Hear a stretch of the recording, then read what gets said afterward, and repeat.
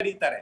ಯಾಕೆ ತಡೀತಾರೆ? ಇರಾನ್ ಬಿಡೋದಿಲ್ಲ ಫಸ್ಟ್, ಬಿಟ್ಟು ನಂತರ ತಾನೇ ಇಲ್ಲ ಅಮೆರಿಕದ ಪ್ರಶ್ನೆ. ಅಮೆರಿಕ ನಾವು ಪ್ರತಿಯೊಂದು ಸಾಗುವಂತ ಪ್ರತಿಯೊಂದು ಶಿಪ್ ಅನ್ನು ಇನ್ಸ್ಪೆಕ್ಟ್ ಮಾಡ್ತೀವಿ, ಅದ್ರೊಳಗೆ ಏನೇನಿದೆ ಅಂತ ಚೆಕ್ ಮಾಡ್ತೀವಿ. ಅದೊಂದು ಒಂದು ಎರಡನೇದು, ಆ ನಂತರ ನಾವು ಆಥರೈಸೇಷನ್ ಕೊಡ್ತೀವಿ, ಆಮೇಲೆ ಅವ್ರು ಪಾಸ್ ಆಗ್ಬೇಕು ಅಂತ. ನೋಡಿ ಅಲ್ಲಿ ಏನಿರುತ್ತೆ, ಮೆಡಿಸಿನ್ಸ್ ಇರುತ್ತೆ, ಫರ್ಟಿಲೈಸರ್ ಕೆಮಿಕಲ್ಸ್ ಇರುತ್ತೆ, ಆಯಿಲ್ ಇರುತ್ತೆ, ಮತ್ತೆ ಫಾಸಿಲ್ಸ್ ಫ್ಯೂಯಲ್ ಇರುತ್ತೆ.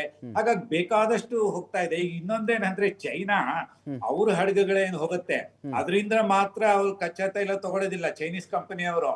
ಇಲ್ಲಿ ಇನ್ನೊಂದು ತಮಾಷೆ ಇದೆ, ಹೆಚ್ಚು ನೀವು ಕೂಡ ಪರಿಶೋಧನೆ ಮಾಡಿರೋದಿಲ್ಲ ಇದನ್ನ, ನಾನು ಹೇಳ್ತೀನಿ ಕೇಳಿ. ಏನು ಅಂದ್ರೆ ಚೈನಾದಲ್ಲಿ ಅತಿ ಮುಖ್ಯವಾಗಿ ಕಚ್ಚಾ ತೈಲವನ್ನು ಸಂಸ್ಕರಣೆ ಮಾಡ್ತಕ್ಕಂತ ಘಟಕ ಇರೋದು ಶಾಂಡೋಂಗ್ ಅಂತ ಒಂದು ಜಾಗದಲ್ಲಿ, ಒಂದು ಪ್ರಾವಿನ್ಸ್ ನಲ್ಲಿ.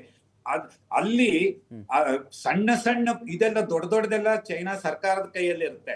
ಸಣ್ಣ ಸಣ್ಣ ಪ್ರಮಾಣದ್ದು ನಿಜವಾಗ್ಲೂ ಒಂದು 500ಕ್ಕೂ ಹೆಚ್ಚಿದೆ ಆ ದೇಶದಲ್ಲಿ. ದೇಶ ದೊಡ್ಡದು, ಅವಶ್ಯಕತೆ ದೊಡ್ಡದಿದೆ, ತುಂಬಾ ಸಣ್ಣ ಸಣ್ಣ ಪ್ರಮಾಣ. ಅವ್ರೇನ್ ಮಾಡ್ತಾರೆ, ಚೈನಾ ಹಡಗ ಅಲ್ಲದೆ ಇದ್ದಿದ್ದನ್ನು ಬೇರೆದು ಕ್ಯಾರಿಯರ್ಸ್ ತಗೊಂಡು ಹೋಗ್ತಿರ್ತಾರಲ್ಲ ಬಲ್ಕ್ ಲೆವೆಲ್ ನಲ್ಲಿ, ಇದು ವೆರಿ ಲಾರ್ಜ್ ಕ್ರೂಡ್ ಕ್ಯಾರಿಯರ್ ಅಂತೀವಲ್ಲ, ಅಂತ ಕಡೆಯಿಂದ ಸಣ್ಣ ಸಣ್ಣ ಪ್ರಮಾಣದಲ್ಲಿ ವ್ಯಾಪಾರ ಮಾಡ್ಕೊಳ್ತಾರೆ.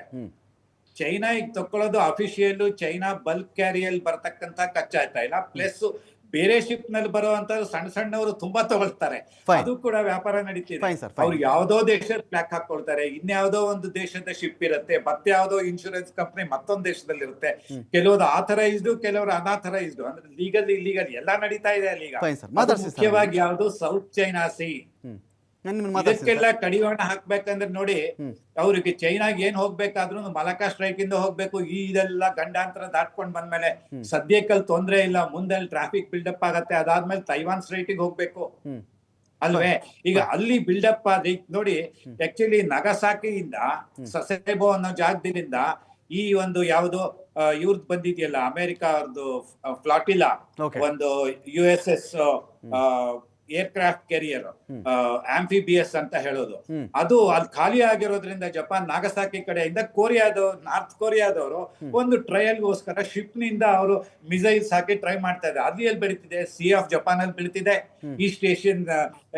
ಈಸ್ಟ್ ಚೈನಾ ಸೀಗ್ ಬೀಳತ್ತೆ ಅಂತ ಒಂದು ಅನುಮಾನ ಇದೆ, ಅಲ್ಲಿ ರೇಂಜ್ ಇರೋದ್ರಿಂದ. ಹಾಗಾಗಿ ಜಪಾನ್ ಅಲ್ಲಿ ಹೆದರ್ಕೊಂಡಿದೆ, ಸೌತ್ ಕೊರಿಯಾ ಅಲ್ಲಿ ಹೆದರ್ಕೊಂಡಿದೆ. ಚೈನಾ ಇಲ್ಲಿ ಹೆದರಿಸ್ತಾರೋ ಅಲ್ಲಿ ಹೆದರಿಸ್ತಾರೋ, ಚೈನಾ ಆ ರೀತಿ ಮಾಡೋದಿಲ್ಲ. ಅವರ ಅವಶ್ಯಕತೆ ಮಾತಾಡ್ತೀನಿ ಇದೀಗ ವೆಂಕಟೇಶ್ ನಾಯ್ಕ ಅವರು ಜಾಯ್ನ್ ಆಗಿದ್ದಾರೆ ನಮ್ಮನ್ನ, ನಿವೃತ್ತ ಕರ್ನಲ್. ಸ್ವಾಗತ ವೆಂಕಟೇಶ್ ನಾಯ್ಕ ಸರ್ ತಮ್ಮ ಡಿಬೇಟ್ಗೆ. ಸರ್, ನಂದು ಒಂದು ಪ್ರಶ್ನೆ ಇದೆ.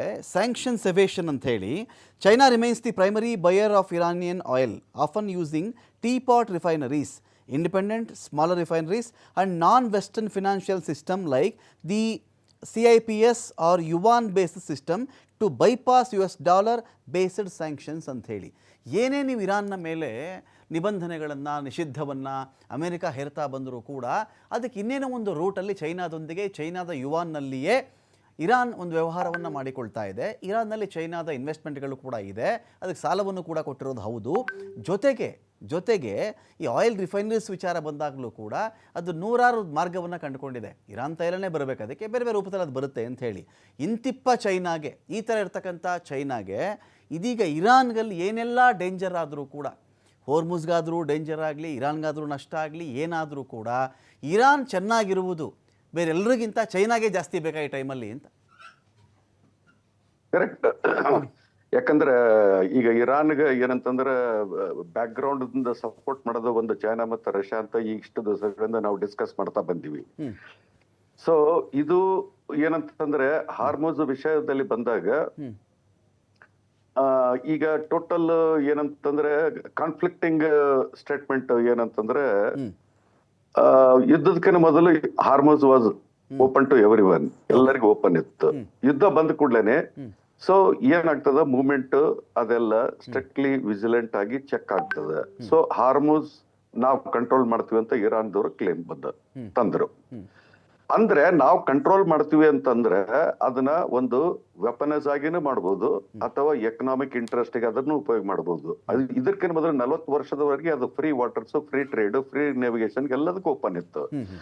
ಈ ಯುದ್ಧ ಆದ ಕೂಡಲೇ ಒಂದು ಏನಂತಂದ್ರೆ, ಯು ಮೇಡ್ ಏನಪ್ಪ ಅಂದ್ರೆ ಅಮೆರಿಕನ್ ಫೋರ್ಸಿಬಲಿ ನೀವ್ ಏನಂತಂದ್ರೆ ಹಾರ್ಮೋಸ್ ನ ಒಂದು ಅವರು ವೆಪನ್ ಯೂಸ್ ಮಾಡಕ ಅವಕಾಶ ಕೊಟ್ರಿ. ಅದು Iran wanted to make it. ಈಗ ಸಡನ್ಲಿ ನೀವೇನ್ ರಿಯಲೈಸ್ ಮಾಡಿದ್ರಂದ್ರೆ ಇವರು ಎಕನಾಮಿಕಲಿ ಎಷ್ಟು ಆಯಿಲ್ ದಿಂದ ಡೆವಲಪ್ ಆಗ್ತಾರೋ ಅಷ್ಟೇ ಟೋಲ್ ದಿಂದನೂ ಡೆವಲಪ್ ಆಗ್ತಾರೆ. ನಾವು ಸಡನ್ಲಿ ಟ್ವಿಸ್ಟ್ ಏನಂತಂದ್ರೆ ಟ್ವಿಸ್ಟ್ ಏನ್ ಬರ್ತದಂತಂದ್ರೆ ಹಾರ್ಮೋಸ್ ನಾವು ಕಂಟ್ರೋಲ್ ಮಾಡ್ತೀವಿ, ಇಲ್ಲ ನಾವು ಜಾಯಿಂಟ್ ಕಂಟ್ರೋಲ್ ಮಾಡ್ತೀವಿ, ಏನು nothing will enter, nothing will go out. ಇವೆಲ್ಲ ಸ್ಟೇಟ್ಮೆಂಟ್ಸ್ ಏನಂತಂದ್ರೆ ಒಂದು ದಿವಸದಲ್ಲಿ ಮೂರ್ ಸ್ಟೇಟ್ಮೆಂಟ್ ಏನ್ ಬರ್ತದಿಲ್ಲ ಅಮೆರಿಕದಿಂದ.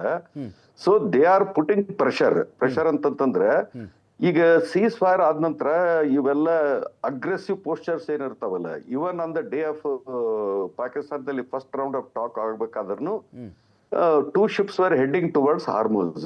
ಅವಾಗ ಏನಂತಂದ್ರೆ ಇವ್ರು ಇರಾನ್ದವ್ರು ವಾರ್ನಿಂಗ್ ಕೊಟ್ಟರು, ಸೀಸ್ ಫೈರ್ ಟೈಮ್ ದಲ್ಲಿ ಈ ಅಗ್ರೆಸಿವ್ ಪೋಸ್ಚರ್ ನೀವು ಕೊಡಬಾರ್ದು ಅಂತಕೊಂಡು ಅದು ಕಂಡೀಷನ್ ಹಾಕಿದ ಕೂಡ ನಾವು ಶಿಪ್ಸ್ ಹಿಂದಕ್ಕೆ ಹೋದ್ವು. But what America is doing in Hormuz ಏನಪ್ಪ ಅಂತಂದ್ರೆ ಇವು ಪ್ರೆಷರ್ ಟ್ಯಾಕ್ಟಿಕ್ಸ್ ಅಂತಂದ್ರೆ, ಯಾಕಂದ್ರೆ ಇದುವರೆಗೆ ಏನಂತಂದ್ರೆ ಅದು ಎಲ್ಲರಿಗೆ ಫ್ರೀ ಬಿಡ್ಬೇಕನ್ನೋರು ಆಟೋಮೆಟಿಕಲಿ ನಾವು ಕಂಟ್ರೋಲ್ ಮಾಡ್ತೀವಿ